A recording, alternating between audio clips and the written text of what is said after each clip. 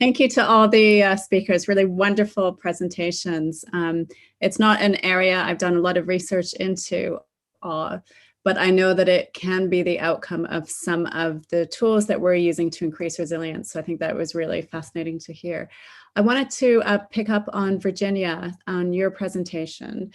So you were saying that the all walks help to increase smiling, they increase the sense of a small self. That's a good thing.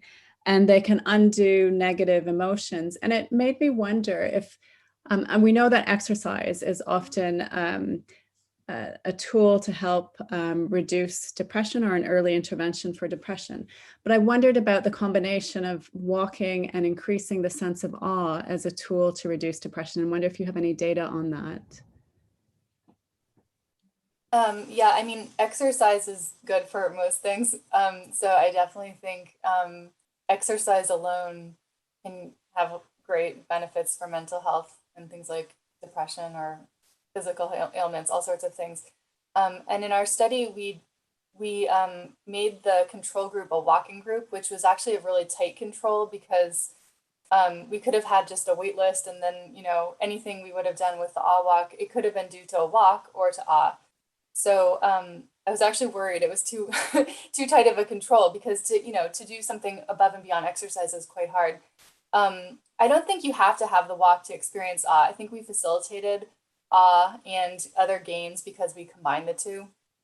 And I think on their own, probably walking and awe are both great, and bringing them together probably had some kind of synergistic effect. That's my guess, although we haven't tested that exactly. So do you think that the all walk would help to undo low mood? Do you think that's a possibility?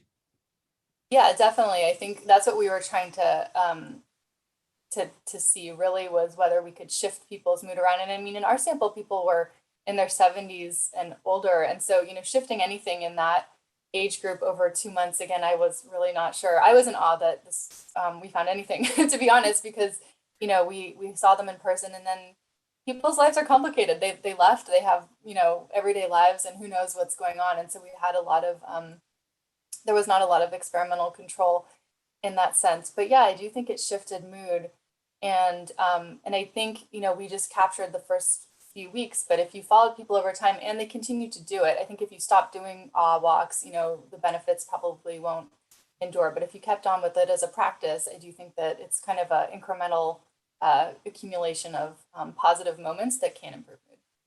Brilliant. And I just had one more question for you. And I noticed that you had an urban group and a kind of rural group. And the urban group were encouraged to go to the top of a skyscraper, for example, and look out.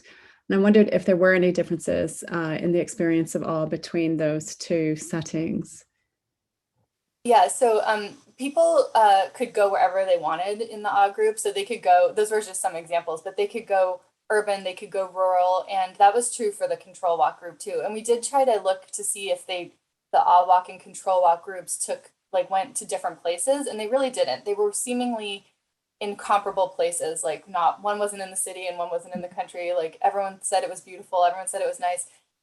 But yeah, so the main difference was the attention that the people had during the walks. I think that set them apart. I've seen some of the comments, people wrote horseback riding, and I've heard people have talked about awe swims, and it definitely doesn't have to be bike rides, a walk, but anything that gets you outside, I do think is helpful. But experiencing the world and helping you to just look outside and notice the wonder. I think seeing the bigger picture. Yeah, exactly. Yeah, absolutely. Yeah, thank you very much. Thanks. Yeah, and I think that is it, Jennifer, too. It's that idea of the bigger picture. And I think, Virginia, with your work, it's creating the opportunity for people to be open in their mind to experience the awe, and how it's so much overlapped